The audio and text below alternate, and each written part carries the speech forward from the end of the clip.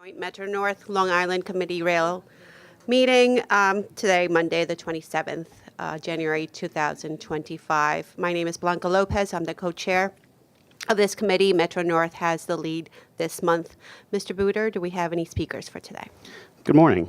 This morning we have 7 members of the public registered to speak. As a reminder, we ask all public speakers to adhere to MTA's rules of conduct and decorum.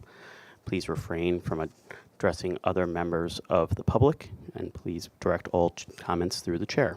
I would like to remind our speakers, in the interest of time and fairness, to all speakers, we limit everyone to 2 minutes. Please be aware that there will be a warning beep to remind you when you have 30 seconds to conclude your remarks. Our first speaker will be Christopher Greif, followed by Ian Matthews. Good morning, everyone. Happy New Year to all, and Happy Chinese New Year. Go ahead, Fa Choi. My name is Christopher D. Greif. As an advocate for disability and also a ADA Accessibility Transportation president of a committee that I've been creating on my Facebook page, we want to thank our MTA police because we have seen officers on the platforms, yes, at Penn Station, Atlantic Terminal, even catching people who are fare evading on our subway stations. We thank them. But, you know, it's not fair for you guys also because we do need help with our city and state with the Department of Health and Mental Hygiene. We need to help to get the homelessness not to sleep on the floors, not sleeping on elevators, or using it as bathrooms. Today, we need to continue advocating for more that help assistance. We need to continuing also updating our accessibility areas, like the assistant buttons. The assistant buttons that uses if we need to get on the train or the bus, or in case of an emergency, we need an emergency assistance because MTA police or NYP can never be everywhere, but an assistance can help a lot of people with seniors and people with disabilities. We need to continue doing that and more outreaching to come out to let everyone know there is Long Island Care Services on Long Island Railroad Metro North, which they do an excellent job, but they can't, but we as advocates, we need to see more of those pamphlets. Digital screens we do see, but just remember, not all digital screens are on. Some of them do get damaged, but outside of the stations, they need to put out more. And I hope our safety division, we can work together to help encourage people to stay safe and behind the yellow or blue lines. Thank you, everyone. Thank you for your remarks. Our next speaker is Ian Matthews, followed by Jason Anthony. All right. Good morning. My name is Ian Matthews. I'm here to speak about my concerns with Metro North, which while I've been riding, I have had good service. I do feel the departure boards at Grand Central Terminal need to go back to posting tracks 30 minutes earlier because having them posted 20 minutes prior to departure isn't great because people are rushing to get on the platform and it's causing crowding in Grand Central Terminal, and I don't think it's acceptable. Also, we need more 8-car trains on the Harlem line. There's a lot of 6-car trains, especially on the locals to North White Plains during the midday and afternoon hours when there's only hourly service, which is resulting in overcrowding. And with the Long Island Railroad, I do feel the trains need to be more spaced, like running 12-car trains on the Penn Station trains and not on the Grand Central Madison trains on weekends. I noticed there's a Grand Central Madison and Massapequa train running with 12 cars on weekends, which is completely empty, and it's completely useless. That's all I have to say. Thank you for your remarks. Our next speaker is Jason Anthony, followed by Alita Dupree. Good morning, everybody. Jason Anthony, the greatest of all the transit guru. Debuting 2025 with, let's say, positive vibes, and we hope that we see great results. First things first, we need more NYPD, in other words, MTA police presence at the following locations. Let's say Grand Central Madison, Grand Central, Penn Station, Atlantic Terminal, Brooklyn. Let's not forget Jamaica, Mineola, Hicksville, Babylon, Fordham, Cotton Harmon, Poughkeepsie, North White Plains, in other words, let's not forget those of the west of Hudson because they serve our region too. Let's not forget modernize stations, adding elevators, ramps, more lighting, because 2024 was a great year for Long Island Railroad and Metro North. Let's do it too in 2025, because we have been seeing reports of increased homeless presence at all terminals, specifically Penn Station and at Grand Central. So I encourage everybody, especially those in the media, that instead of doing lip service, we want action this year, especially during the overnight hours, to ride the system with us. Please conclude your remarks. That's all I have to say. Thank you very much. Thank you for your remarks. Our next speaker is Alida Dupree, followed by Iris Kelly. Thank you. Good morning to the chair. Alida Dupree, for the record, she and her with Team Folds can talk about railroad today. I'm aware of the very cold weather. Hope it hasn't affected your ridership. I've ridden on the trains, and I've always remembered them having pretty good heat. So hope to be with you soon. And ridership is essential. I look forward to hearing about that. We're getting close to 90% or maybe even exceeding it. How do we get more people back on the trains? Well, it's happening, but we still have more work to do. And energy and fuel, electricity is absolutely essential. That I hope we can be a purchaser of renewable electricity in our own name and have our own trading and purchasing department to do so, and continue the work on the renewable fuel pilot for the Long Island Railroad, and hopefully transfer that into Metro North, and even take some of that knowledge over to the buses and into the subway for their work vehicles, so we can move away from straight petroleum diesel. And I really do feel that fare policy needs to be evaluated, as I've said before, to have a consistent 24-hour fare policy, so things aren't so cumbersome, especially for our newer users who may not understand the time-based fares. We don't want anybody having any issues. And so I bring you some Grand Central Terminal. This is what Jerry Rafferty's Right Down the Line looked like when I first saw it in the fall of 1980. One can never have enough Grand Central Terminal, which I both take very seriously and enjoy. And I hope to see you soon. Thank you. Thank you for your remarks. Our next speaker will be Iris Kelly, followed by Ron Mitchell. Okay, question of all, how many of you take the railroad around here? Second of all, the connection's great going up to Long Island, but coming home is pure hell. New Year's Eve, I'm going to go for Jamaica to switch to go back to Brooklyn. Go up and over track 2 to track 12, and you're pulling away on me. That's not nice. Before the 2023, it was always connection between Brooklyn and Manhattan, perfect. But once you change the lanes where you're supposed to change over at, you leave upon Brooklyn people. It's not nice leaving us another 20 minutes extra more to wait for the next train to come out. They shouldn't have to be happening. They always make everything else connect. You do it in Long Island, and you can do it in Brooklyn too. It's not nice that this has been happening, and it's just a real disgrace because people miss appointments and other things that's happening there when you get to Atlantic Terminal. This shouldn't be happening at all. Thank you. Thank you for your remarks. Our next speaker is Ron Mitchell, but I've been advised he's not in the Zoom waiting room, so our final speaker will be Lisa Daglian. All right, I did not mean to do that, but since I am.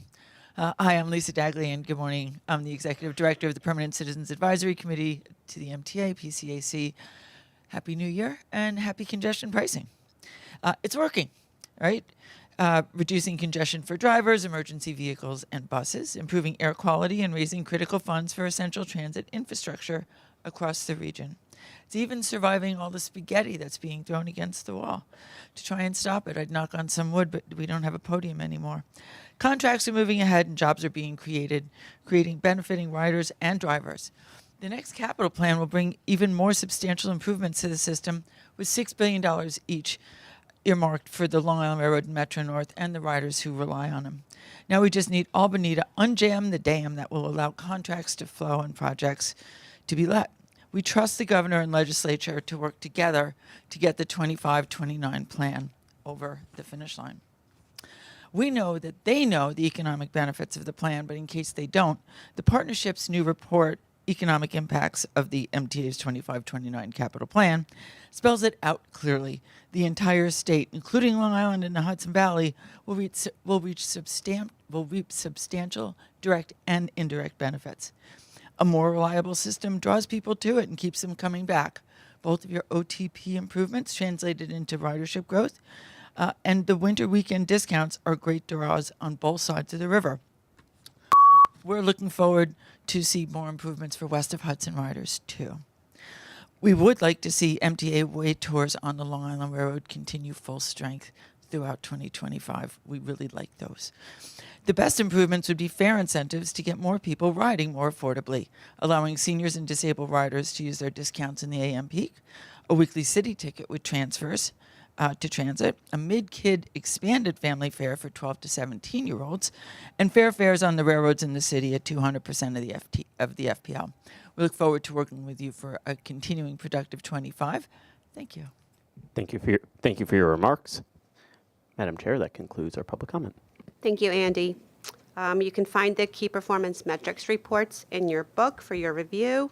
At this time, the approval of the meeting minutes for December, as well as the approval of the 2025 work plans, will have to be tabled since we do not have a quorum.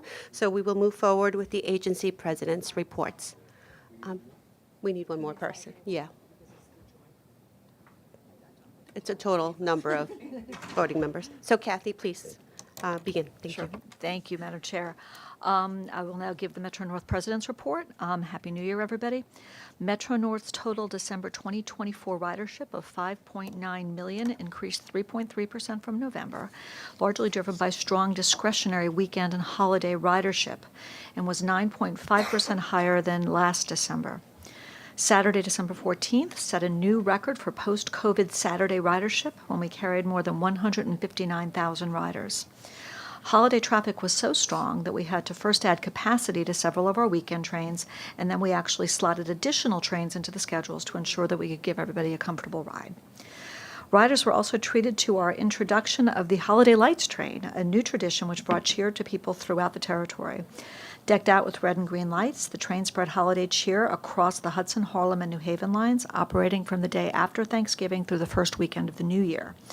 The response was overwhelmingly positive, with our efforts earning praise from news outlets and widespread enthusiasm across social media. We even had a hashtag MNR Holiday Train. It showcased photos and videos of the trains, creating excitement across the region. It was great. The initiative also featured holiday-themed safety messages at certain stations, which reinforced our commitment to safety and celebrating the joy of the season. The success of the holiday train would not have been possible without the collaboration and dedication of our teams, including folks from operations, safety, security, internal and external communications. So thanks to all of them. I want to do a brief recap of some of our achievements in 2024. It really was a great year for Metro North. We continued to set record-breaking performance levels.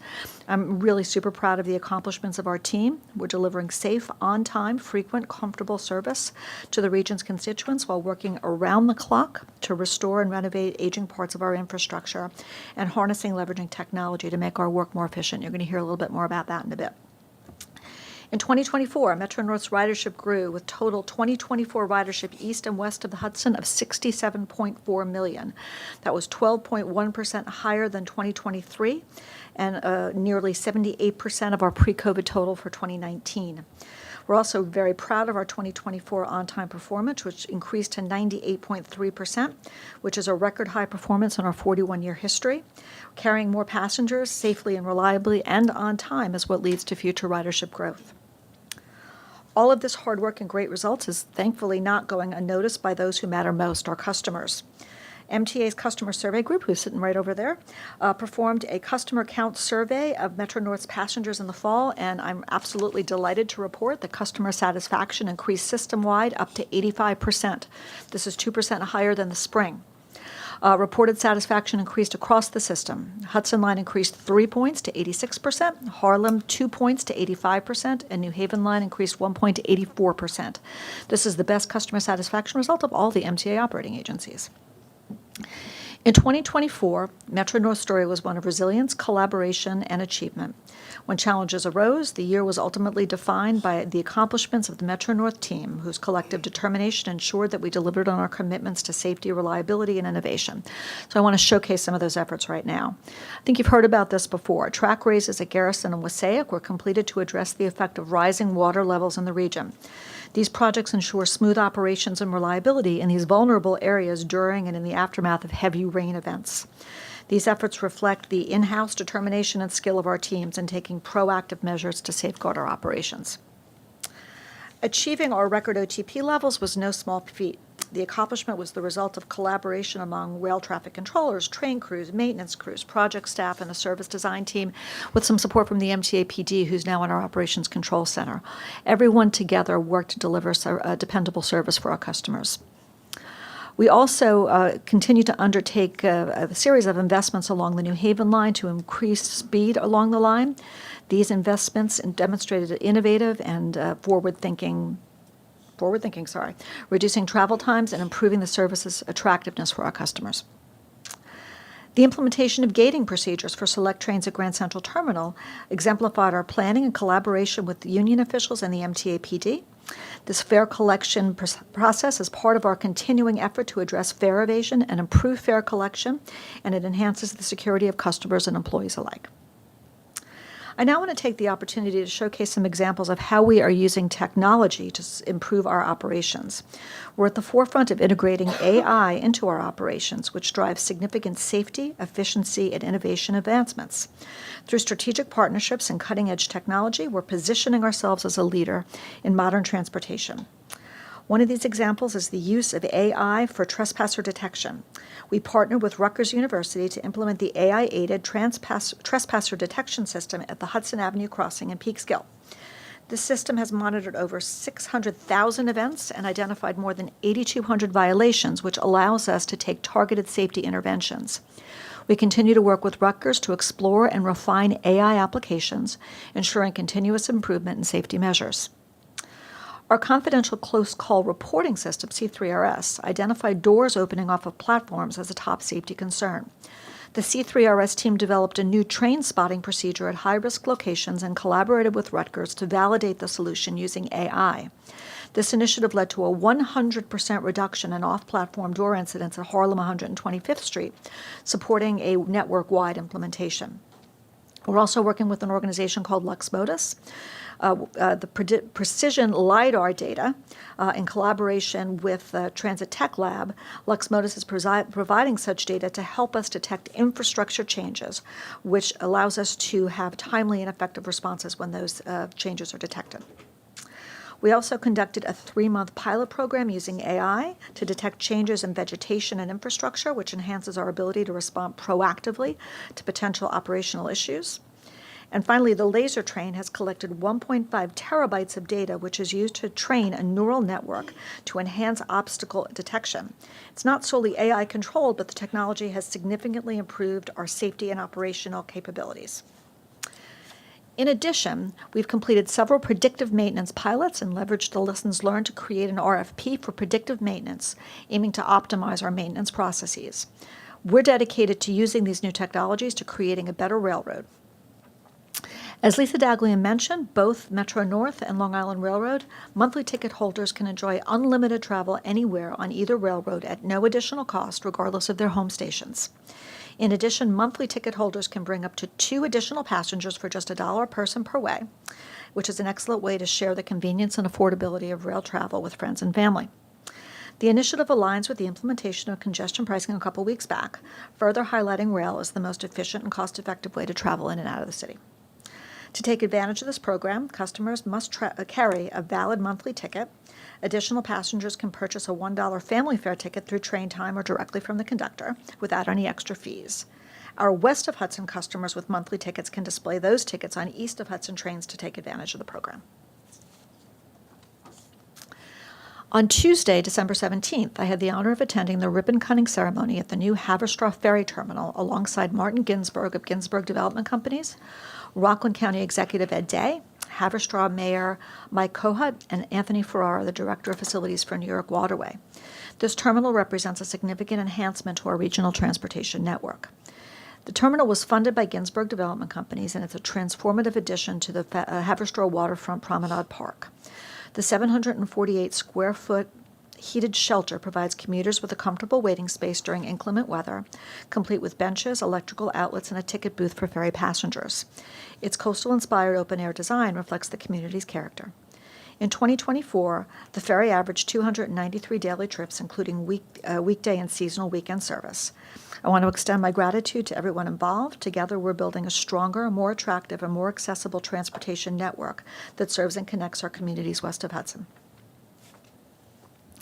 Safety is the cornerstone of our operations, and I'm delighted to share some great news about federal funding which was awarded to improve rail safety in our region as part of the Federal Rail Crossing Elimination Grant Program.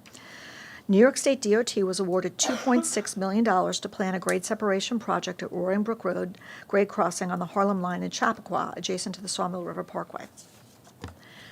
Another $2.4 million was awarded to Connecticut DOT for a grade crossing engagement planning and consolidation program addressing 4 crossings on the Danbury branch in Norwalk and Danbury: Triangle Street, Taylor Street, Commerce Street, and Divine Brothers Private Crossing.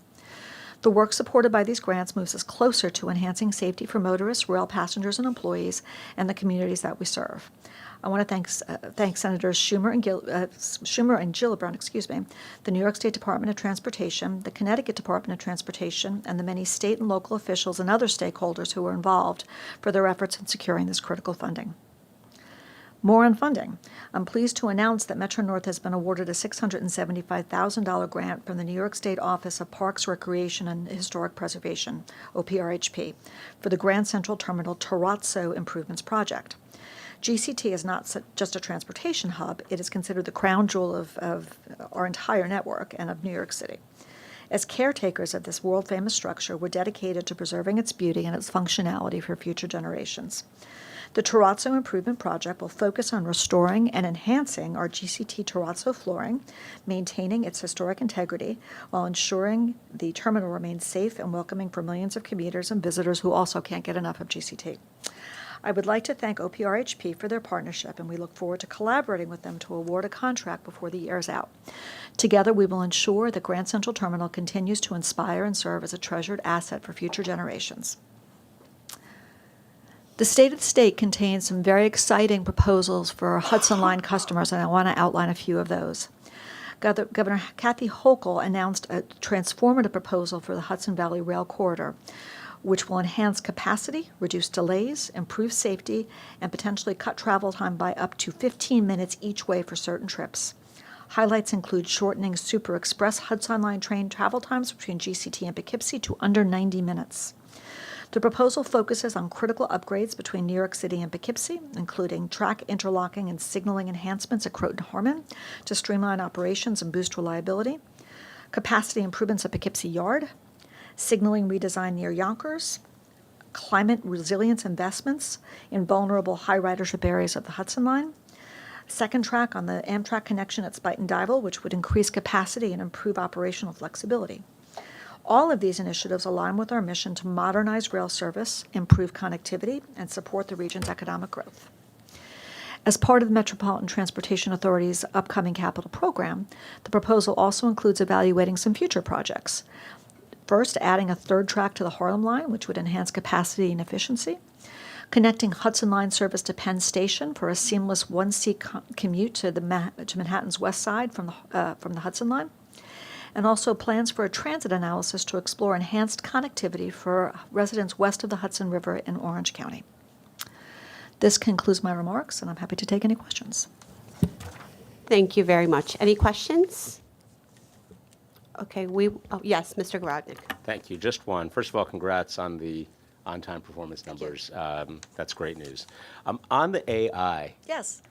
I was a little confused about how it works exactly, but no Okay. surprise there. A lot of Okay. it confuses me Okay. generally. Just to focus on the example you gave in Peekskill, Yeah. It sounded like there was, it's a trespasser detection system, and it identified a number of instances in which that happened. How does it, well, one, how does it work? And two, by identifying what we did identify, what sort of targeted safety interventions did it allow that otherwise would not have been possible? Well, I think this is actually going to be a joint answer between Shelley and Justin, because the continuous improvement group that does the AI reports to Justin, and Shelley is our guru on grade crossing safety. So maybe Justin first, if you could speak a little bit about the technology, and then turn it over to Shelley with respect to the investments. Yeah, sure. I mean, so basically it puts a geofence around the section within the crossing, and then if anybody crosses that plane, it identifies it, right? So then going back and reacting and looking at the data, we're able to decide what we need to do. And then I'll turn it over to Shelley from that point. Yes, so the video-based system tells us, as Justin said, when incidents occur. So we can do a look back and we can see exactly what kinds of incidents occurred, whether they were pedestrians or bicyclists or vehicles, automobiles. And then based on that, we can determine whether we need to improve signage, do outreach at the location. We can look at the whole host of safety interventions that we might do, from actually going out with MTA PD and doing outreach at the crossing to work with motorists, or if there are businesses nearby. So we notice, for example, that perhaps trucks from a certain location are using the crossing. We can do outreach directly to businesses as well. Okay, so if I understand the technology, it is a time-limited geofence, basically. The geofence goes up when, at the moment when no crossing is supposed to take place. Is that right? Right, so the geofence is always up, right? So if anybody breaks in, once the crossing comes down or the gates are on, then it keeps track of that. So if you could imagine, in the past, we had cameras on there trying to look at the data, but we would have to know when to look and how to look, right? Otherwise, you're trying to look at 24/7 hours of camera. Right now, the system basically does it for us. So anytime anybody breaks the plane when they're not supposed to, we have that information right away. So, I mean, it's a real improvement from where we were with just cameras. Got it. Thank you. And this particular crossing is a crossing that's always gotten a lot of focus from us, because there's a lot of activity on the Peekskill waterfront. So they'll have special activities. There's a lot of back and forth over that crossing. So it's a particular area of concern from a safety perspective. So this is an area we've really dug in on with respect to enhancing the safety at this crossing. Ms. Valdivia? Thank you very much. Again, the numbers are spectacular. It's really, really exciting to see that ridership increase, and really appreciate the winter weekend kind of program that you have. I think that's great. I noticed, and correct me if I'm wrong, that the MDBF was pretty high in November, above our goal. Can you just let me know kind of what's going on there, and how you're able to deliver this kind of service even when the maintenance or the breaking down of trains is happening? Yeah, sure.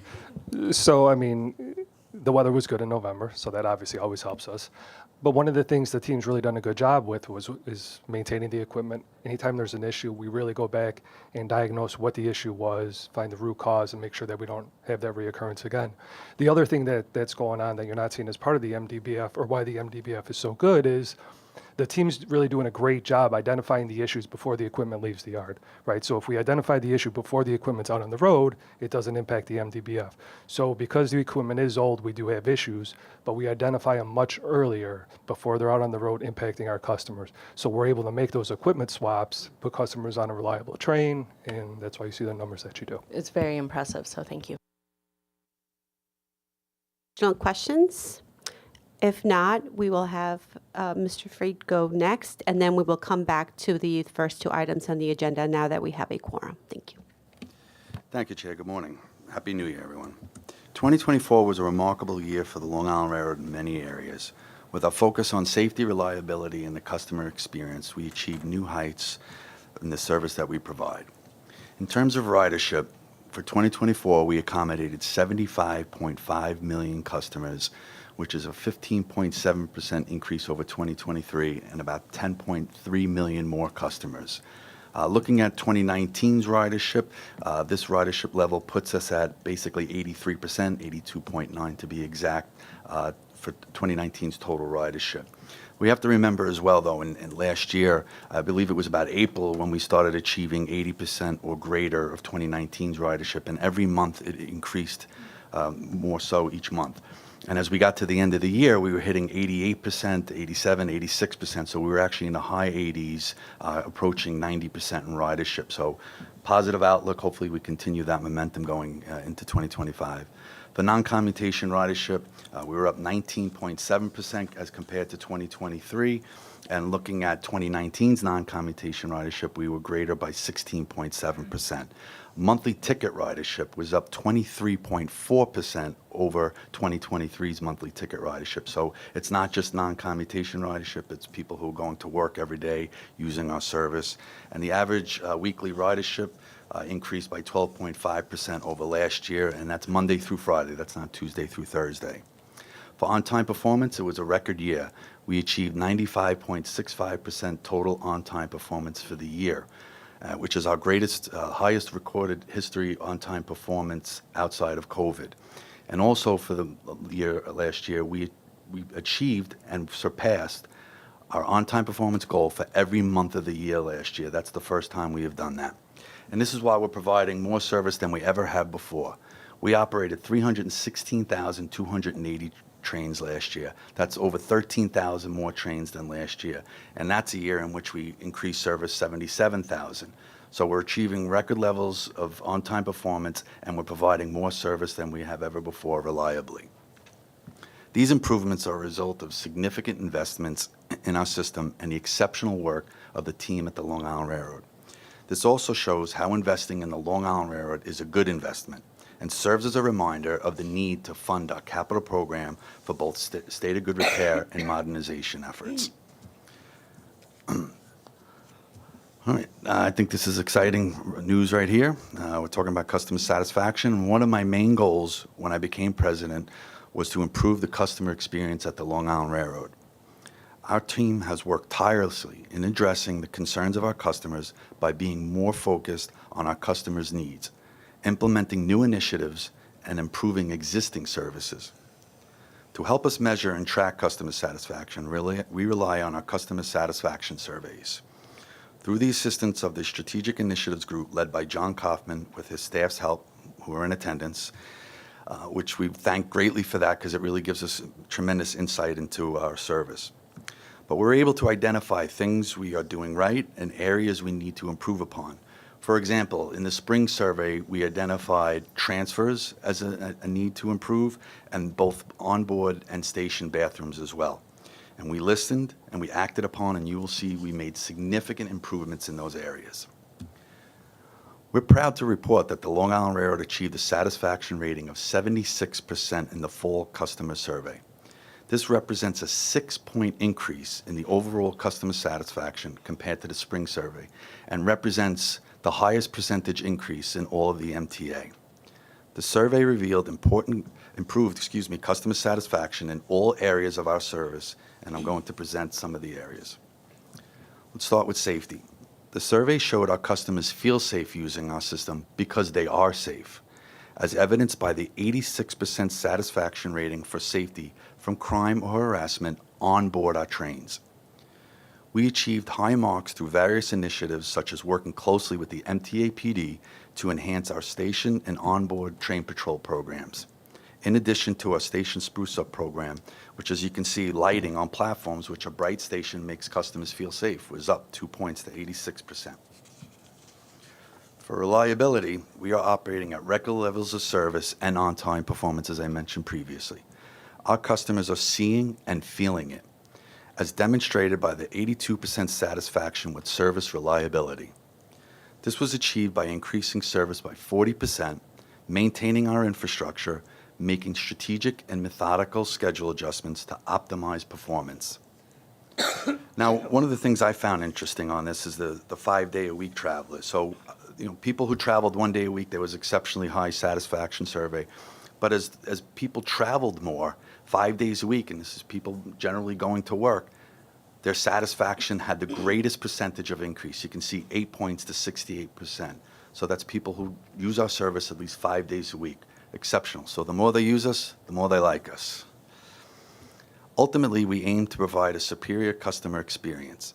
And these improvements, in addition to other initiatives, allowed us to enhance customer satisfaction with our service. Now, if you look, we mentioned increased ridership, 75.5 million customers, right? If you look at this and you see seat availability, so ridership is increasing, yet satisfaction with seat availability is improving as well, up 2 points to 72%. Quite remarkable. This is because we constantly review ridership data and look at ridership trends to make necessary adjustments. Our attention to onboard bathrooms is helping to improve customer satisfaction as well by focusing on repositioning employees, modifying tasks, and installing QR codes for feedback. And of course, our conductors, who do a remarkable job every day and get exemplary satisfaction results, looking here at 91%. So great job by our onboard conductors. We have also made great strides in satisfaction with our stations. We mentioned earlier how safety at stations has improved, but there is also improvement in other areas. Now, you hear a lot about transfers in Jamaica now, especially with the introduction of Grand Central Madison. It enhanced the need to transfer for some, as we serve 5 western terminals and 11 branches as well. So then there's a necessity to have to transfer. But as you can see, we made significant improvements in satisfaction for customers who have to transfer. If you look at customers who always have to transfer, satisfaction is up 10 points. And in Jamaica, where the majority of people have to transfer, it's up 8 points to 63%. And that's because we looked at our schedules, we enhanced our schedules, and we actually reduced the amount of times, instances that people have to transfer. So very proud of that. Implementing schedules, enhancements, improvements in customer flow, and focus on Jamaica on-time performance were main drivers in achieving this improvement. If you look at this, one thing in particular, as we talked about transfers, you look at Atlantic Terminal, Midori, yes. Up 12 points in customer satisfaction. So really exceptional. On our major terminals, we're seeing increased customer satisfaction at all these locations. Really remarkable and great job. These are extremely positive results, but we know our work is not complete, and will we continue our efforts to deliver the best traveling experience possible for our customers. These results could not have been achieved without the incredible team at the Long Island Railroad, for which I am immeasurably grateful for. And I want to thank each and every one of them for the miracle that they perform each and every day. I would also like to thank our customers for using our service, identifying areas we need to focus on, and recognizing our improvements. Thank you. I got more. This month, we also received some great news to improve safety for the Long Island Railroad in the community of Ronkonkoma.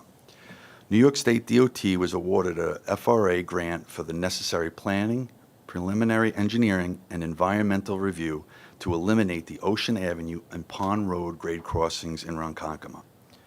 We fully support eliminating grade crossings, as we've done so with the third track project. We eliminated 8 grade crossings. The elimination of grade crossings improves traffic flow and overall quality of life at these locations. The Long Island Railroad looks forward to collaborating with New York State DOT to progress this effort.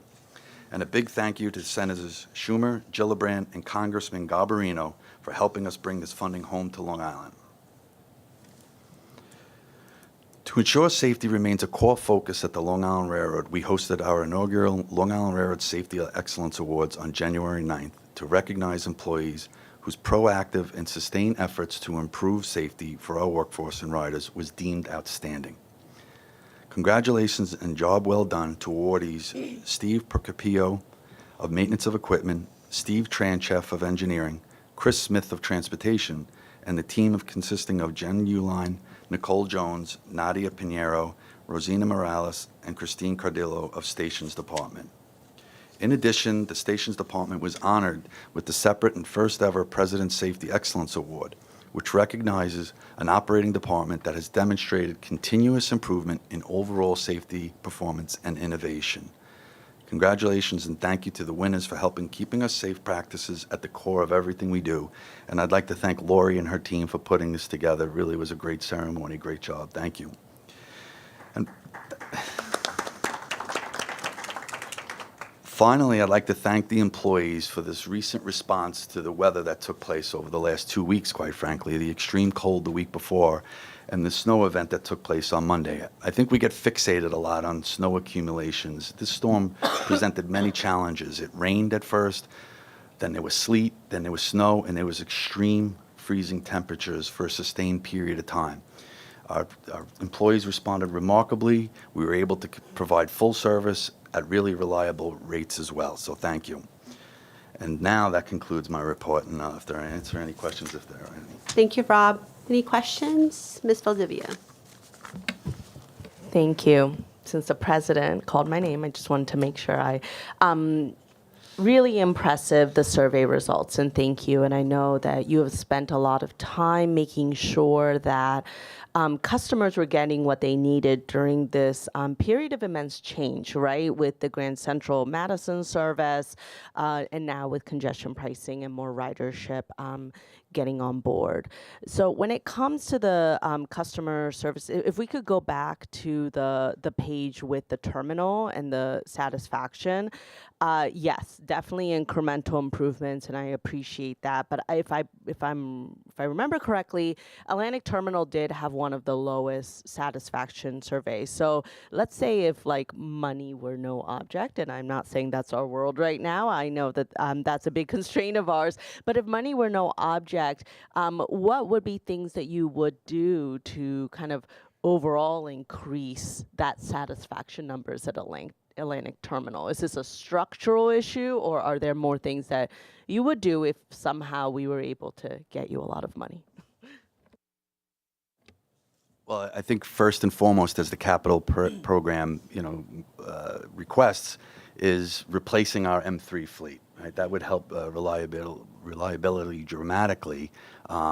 Being able to introduce new rolling stock, which again our capital program does incorporate, and it actually also does incorporate money to make improvements in Atlantic Terminal itself for water mitigation and just general improvements down in the terminal as well. So I think we'd start there. I think we identified the greater needs, the more reasonable needs for Atlantic Terminal and the service down there.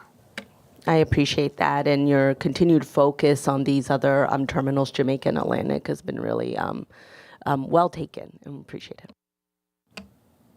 Mr. Brinkman? Yes, Rob, first I want to congratulate you on the impressive performance statistics. That's great, and the survey's trending upwards, which is also great. One quick question.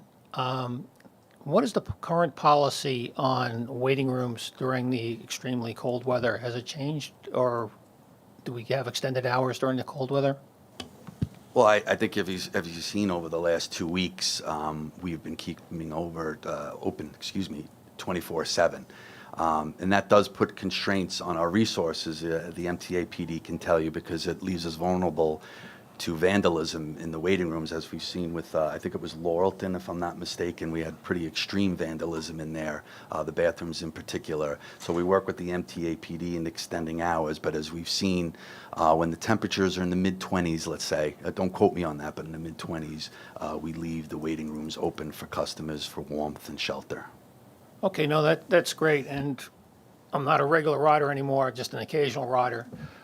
So I was basing that question on, in the past, you would you'd send out an email alert or have it on train time that because of extreme weather, we're leaving the waiting rooms open, and I hadn't seen that this year. So that's the only reason I asked.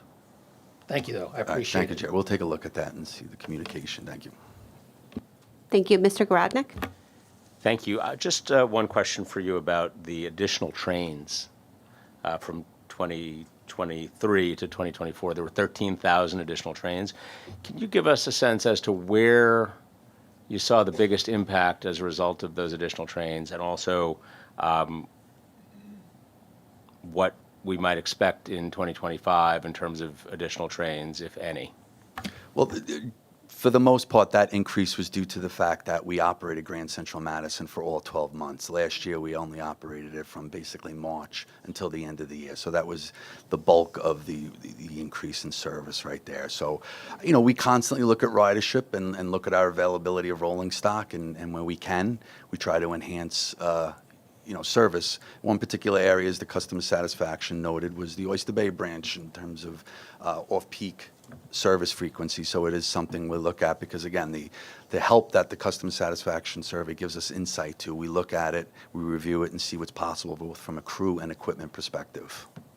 Okay, so then it's fair to assume that we would not see in 2025 that same level of increase like what you saw starting up the Grand Central Madison service, correct? Yes, but we are providing record levels of service, and it does meet our customers' needs. It's extremely reliable, even off-peak service frequency. So looking at ridership trends, it's definitely adequate in some cases, probably more than we, need a little bit, but it's always available to customers because we are seeing increased in ridership, so we're available to accommodate those additional riders. Okay, thank you.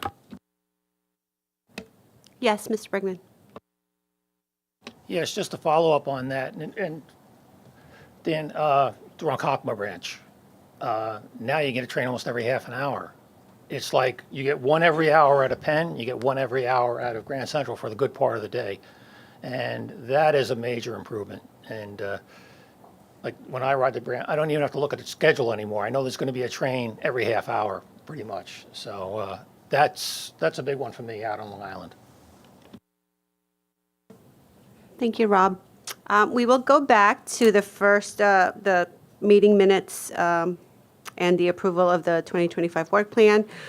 With respect to the meeting minutes, it's from the December 16th, 2024 meeting. All of you have had an opportunity to review them. Mr. Herbst, do you have a comment? I make a motion to adopt the minutes. So moved. Second? Majority. All in favor?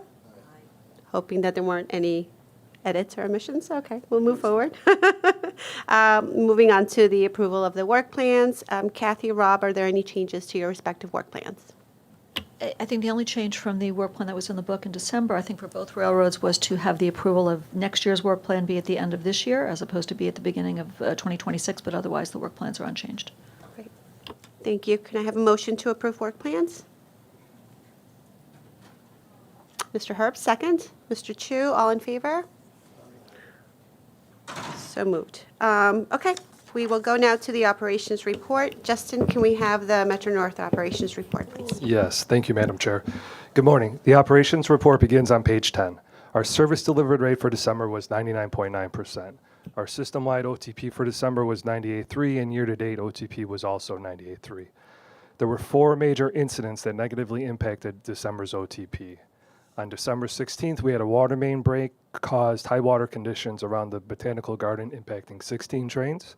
On December 17th, a signal issue caused delays on the Upper Harlem line, again impacting 16 trains. And then on December 23rd, we had a signal outage caused by the extreme cold that day, which impacted the morning rush hour on the New Haven line, which impacted 39 trains. And then we also saw one other issue on December 23rd with a pantograph on the New Haven line, again because of the cold. In terms of fleet reliability, which we touched on, the MDBF for November was over 378,000 miles, which is above goal of 200,000 miles. And that concludes my report, unless there's any questions.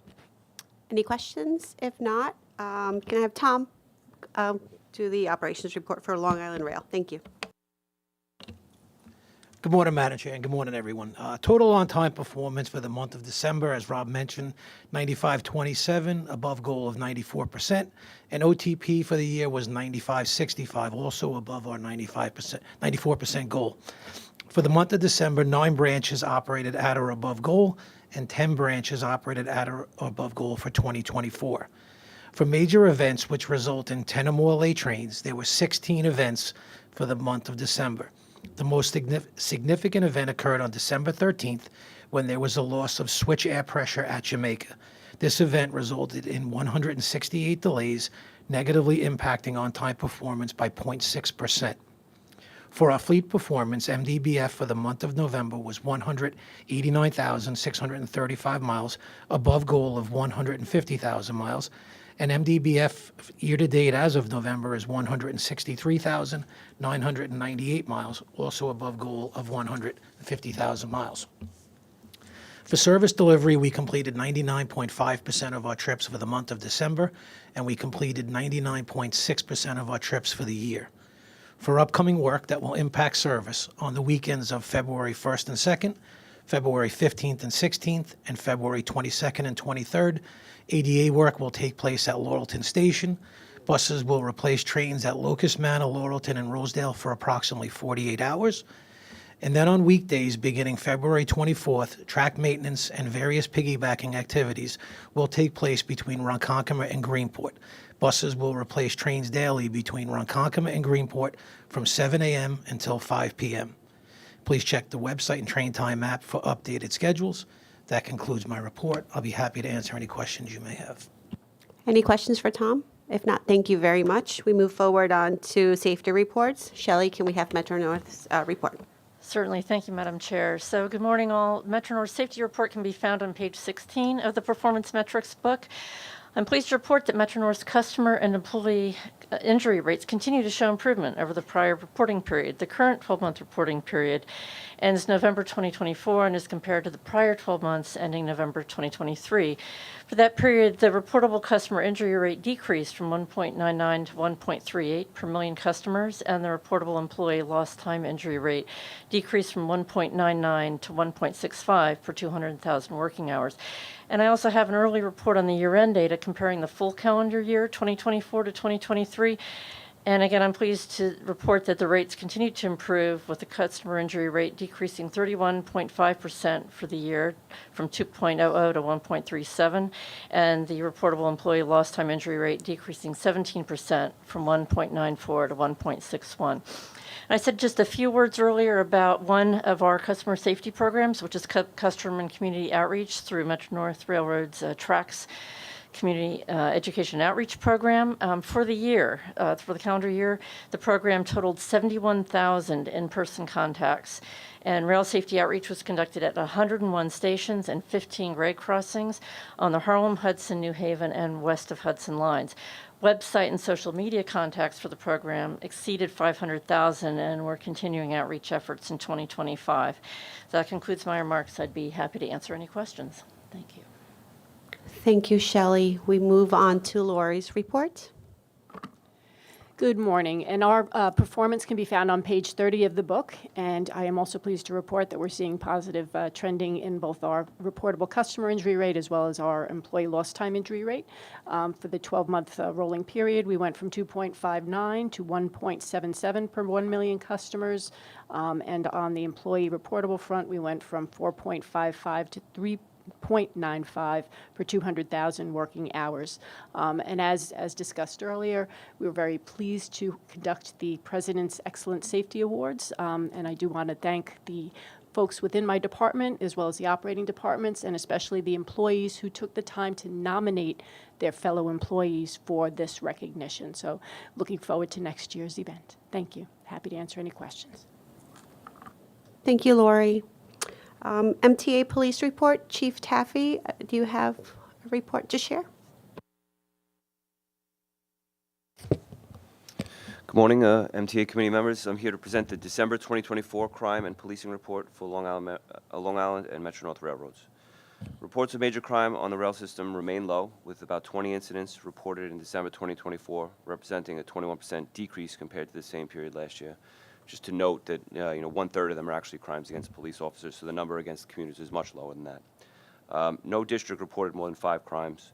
Regarding fare evasion, the MTA Police Department continues to support the train conductors in fare enforcement by increasing train patrols and positioning officers at key stations. This allows us to intercept trains where fare evasion is a concern. In 2024, we conducted just over 50,000 train patrols and 170,000 station inspections, and tripled the number of responses to fare disputes. Major crimes against commuters in 2024 fell 10% from 2023, and this reduction is in actual numbers, despite the increase in actual ridership. So the rates actually went down as well. Major crimes against MTA employees also fell 12%. We remain committed to working with our MTA partners to safeguard the systems and ensure smooth operations for all passengers. And this concludes the December 2024 Crime and Policing Report. Thank you. Thank you. Any questions for Chief? Yes, Mr. Chu. Thank you, Chief. Chief, in September of 2024, you can see by the numbers, there was a big effort for fare evasion summonses, and then it dips, and I was just, my question is, what's the intention of, for contrast, what happened in those months of September versus subsequent months, and is there an intention to, what do you expect going forward? Can we, is there just less, was that a big, so-called sting, concerted effort, and then that dipped, or did you flush it out? I'm just kind of looking to see what the discrepancy is and what we might expect, over for the rest of the year. I think that coincided. So our summons enforcement, our arrest enforcement has been growing year over year for the last several years, back to numbers that you didn't see prior to COVID. And for September, it sort of coincided with the push on both railroads to enforce the collection of tickets more. And obviously, when that went into effect, there was an increase in calls. So it was a significant, about 300% increase in calls. I remember that month. So we responded more, and more summons and more arrests were made. I think as people got the idea that they have to pay their fare now, they pay their fare, less calls come to us, less issues with summons enforcement. So I think that's where it is. We still have a very low tolerance when it comes to our policy when it comes to fare evasion. If we have to show up, the person is probably getting a summons, if not getting arrested, unless there's a significant exception to the rule. That's really it. They'll still remain elevated, and the summonses generally do, until ridership, the number of people that pay their fare goes up. Yes, Mr. Brigham. I think a lot of that, too, has to go with the ad campaign. I've gotten some negative feedback on that because it looks a little heavy-handed, but the message is going through. And I think when they see your guys in action, it's like, oh, well, they're serious about that, So, no, I think that's a reason we're seeing kind of a little bit of a reduction. The message is getting through, and people are being aware of that. And I thank you guys for your enforcement efforts. Thank you. Man, thank you for that, Chief, and I think that's just another important step in us reversing this acceptance of, fare theft, right? Theft of service, as we more strongly call it, when people are not paying their fare. So, definitely want to. I think I speak for all of us when we want to continue to be apprised of all those efforts, and just let's keep up that good work, and because people, we hear from the public about a lot of things, Certainly, congestion pricing has been one of them, the strong point this month. But fare evasion is the number one thing that everyone, even people who never ride the system, always complain about fare evasion. So we don't want to see it. Thank you. Thank you again. Moving on to information items. Kathy, can you please take us through the information items for Metro North? Yeah, there's one Metro North information item. It's actually something that's going to be going to Finance for approval later today. Sort of to Lisa's point a little while ago about improving the customer experience for our West of Hudson customers, this is a lease agreement for food service within the Spring Valley Station. We're highlighting it here today because it's been a long time coming. It's a station that we're really looking to invest in. So really, really happy to be able to present this to the board for approval this month, and this committee has wanted to take an interest in these kinds of real estate transactions in the past, which is why it's here for information purposes. So David Florio is here from the real estate department if there's any questions. Thank you, Kathy. Rob, with Long Island information items, please. The one piece is the track work programs coming up, as Tommy touched on. They're in the book as well. Thank you, Rob. Finance reports for the railroads are in your books, and there are no procurements for both railroads. And now may I have a motion to adjourn our meeting? So moved. Second. Thank you. All in favor? Meeting adjourned. Thank you very much.